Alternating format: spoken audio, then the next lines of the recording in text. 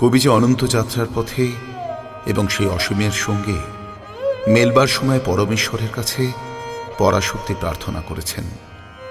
বিশ্বনাথ যেন সুর হয়ে তার হৃদয় বীণায় বেজে ওঠে, বেদনা যেন চেতনার আকাশে আলোর ফুল হয়ে ফোটে, অনন্ত প্রেম যেন গ্রাস করে বিশ্ব ও বিস্বাদিত মানব জীবনকে।